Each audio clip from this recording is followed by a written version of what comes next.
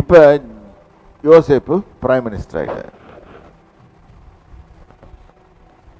30 வயசுல prime minister. இயேசுநாதருக்கும் 30 வயசுல ஊழியம்.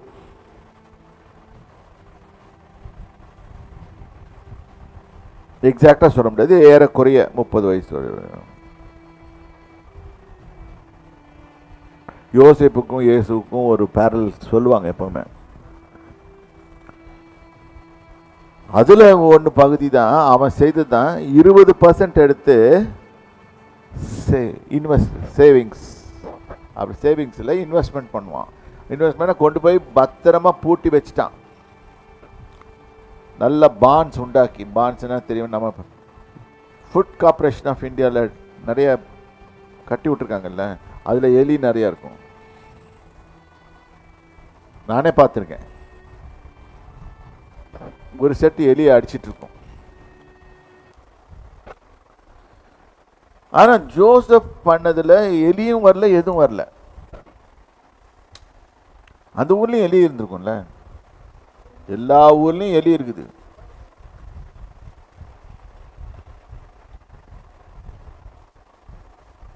எலி போகாத ஒரு ஊரும் கிடையாது. அதுக்கு தான் அதிகமாக டிராவல் பண்ணுது.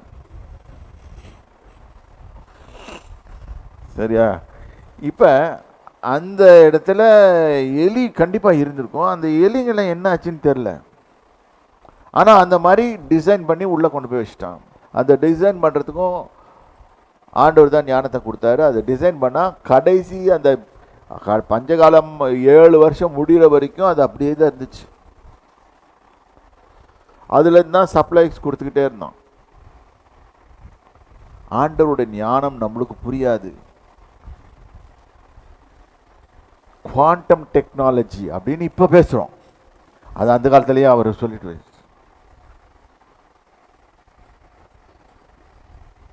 ஜிங் அப்படின்னு இதை போட்டு கணக்கு போட்டு அப்படியே நீங்கள் கம்ப்யூட்டர் போட்டு செய்வீங்க. அவர் அந்த காலத்திலேயே சொல்லிட்டார், இத்தனை பேர் இத்தனை இது. அவரோட என்ன மெஷின் வச்சுருக்காரோ யாருக்கு தெரியாது. அவரோட ஞானம் இது. அவருக்கு முன்பாக ஞாபக புஸ்தகங்கள் வைக்கப்பட்டிருக்கிறதுன்னு அது ஒன்றே அறிவோம். இத்தனை பேர் எகிப்தில் இருக்காங்க, இத்தனை பேர் ஆண்கள், இத்தனை பேர் பெண்கள், இவ்வளோ குழந்தைகள், இத்தனை பேருக்கு சாப்பாடு கொடுக்கணும்னு சொல்லிட்டு அவருக்கு தெரியும். அவர் தான் படைச்சாரு, அவர் தான் உலகத்தில் அனுப்பிச்சி வச்சாரு. அவங்கள காப்பாற்றணும், பஞ்ச காலத்தில் அவர்களை உயிரோடு காப்பாற்றவும் கர்த்தருடைய கண்கள் அவர் மேல் நோக்கமாக இருந்தது நிமித்தம் அந்த ஜனங்களை காப்பாற்றணும். நம்ம என்ன பண்ணுவோம் தெரியுமா? என்ன நடந்தாலும் நம்ம இந்திய ஜனங்கள் தான் அப்படி இருக்கிறாங்க. ஏன்னு தெரியல. இப்ப இது எங்க இருந்து போனேன் நான் 7 வருஷம் இல்ல. இப்ப அந்த சிறைப்பிடிக்கப்பட்ட காலத்துல பாபிலோன்லேருந்து கொண்டாடுறாங்க. கொண்டாந்து திருப்பி வந்து எருசலேமில் வைக்கிறாங்க.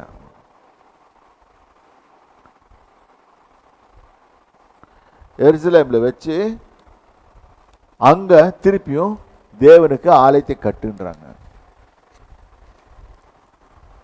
ஆவிக்குரிய ரீதியில் நாங்கள் சொல்கிறோம், உங்களுடைய ஆலயத்தை கட்டுங்க. இந்த ஆலயம் ஏன்னா இங்கே சபைக்கு வரீங்க எல்லாரும், ஆனால் சொல்கிறபடி கேட்கறதே கிடையாது. இதுதான் மக்களுக்குள்ள இருக்கிற ஏனோ தானோ. ஏதோ வரோம், சீட்டை சூடாக்கணும், இல்லாட்டி இங்கே தூங்கணும். வீட்டில் தூங்காத விட்டது இங்கே வந்து சபையில் தூங்கிடுறது. அதுக்கப்புறம் எல்லாம் ஆமேன்னு சொன்ன எல்லாம் ஆமேன் அப்படின்னு ஒரு சவுண்ட் விடுறது. அப்புறம் விட்டுட்டு எந்திரிச்சு போயிடுறது. இதில் நினைப்போம் கர்த்தர் நம்ம மேலே பிரியமாக இருக்கிறாருன்னு. இல்லை, அதுதான் சொல்ல வர்றாரு. இப்போ படிக்க போகிறதே அதுதான். உங்கள் இஷ்டப்படி நடந்து உங்கள் காரியப்படி செய்யறதுக்காக கர்த்தர் உங்களை உருவாக்கவில்லை. கர்த்தர் நம்மளை எல்லாரையும் ஒரு பர்பஸோட உலகத்தில் அனுப்பிச்சு வச்சார். ஒரு நோக்கத்துக்காக உலகத்தில் அனுப்பிச்சு வச்சார். அது எத்தனை பேருக்கு தெரியும்? ஒரு நோக்கத்துக்காக நான் உருவாக்கப்பட்டவன், உருவாக்கப்பட்டவள் அப்படின்னு எத்தனை பேருக்கு தெரியும்? தெரியாது. அவங்க நினச்சிக்கிறாங்க ஐடியா போட்டு போட்டு போட்டு போட்டு போட்டு பிளான் பண்ணி பண்ணி பண்ணி பண்ணி அப்படியே புத்தியை தீட்டுறாங்களாம்.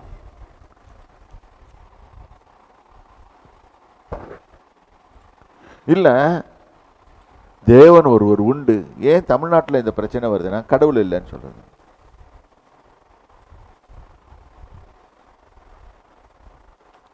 தேவன் ஒருவர் உண்டு, அவர் தம்மை தேடுகிறவர்களுக்கு பலன் கொடுக்கிறவர் என்பதை விசுவாசிக்க வேண்டும்.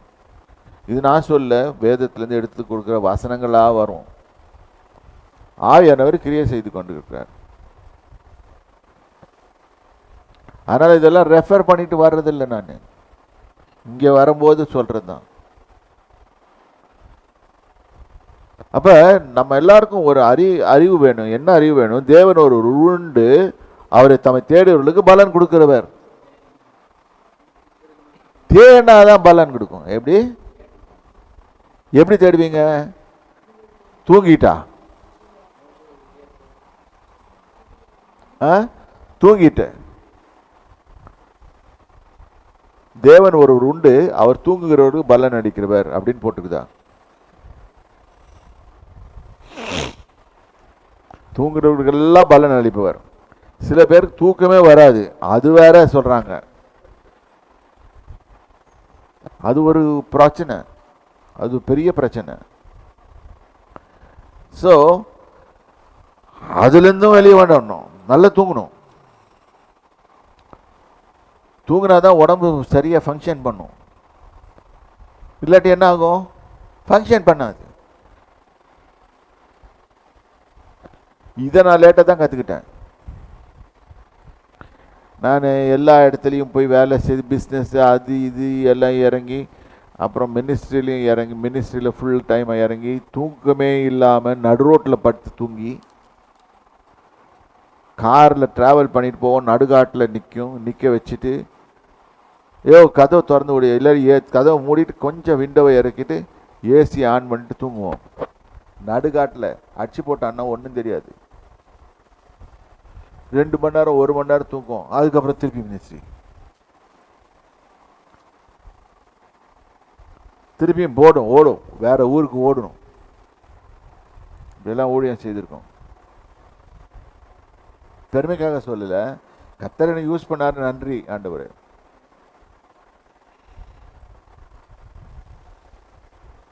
அதனால ஆனால் வந்து கர்த்தருடைய நேச்சுரல் லாஸ் இருக்குது, வேத சட்டங்கள், நேச்சுரல் லாஸ். இது சொல்லிக் கொடுக்க மாட்டாங்க நம்ம ஆளுங்க.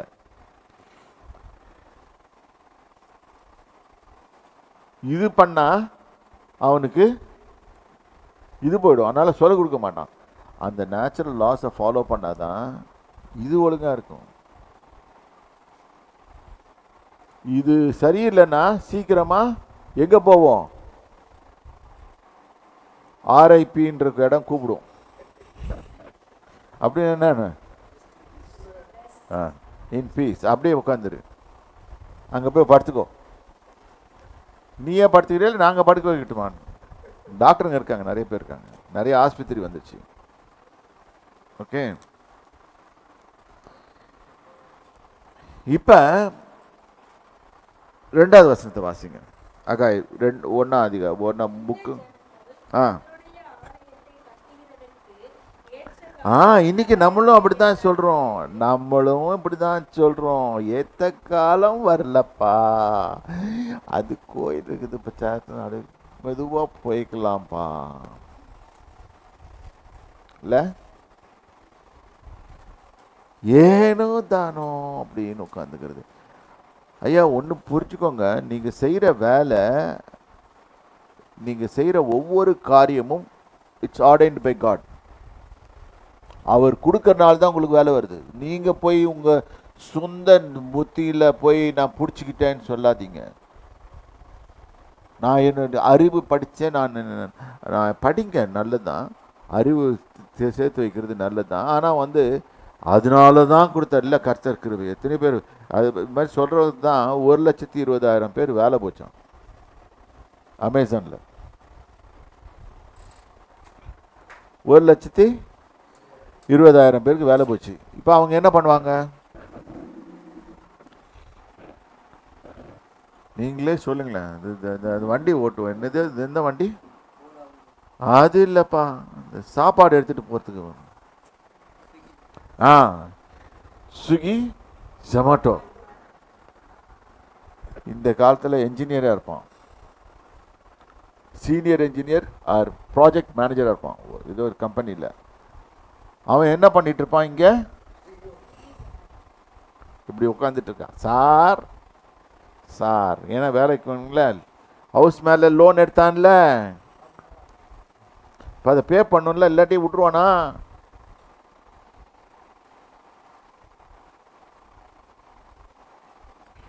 இதனால தான் கடன் வாங்காதீங்கன்றது. நான்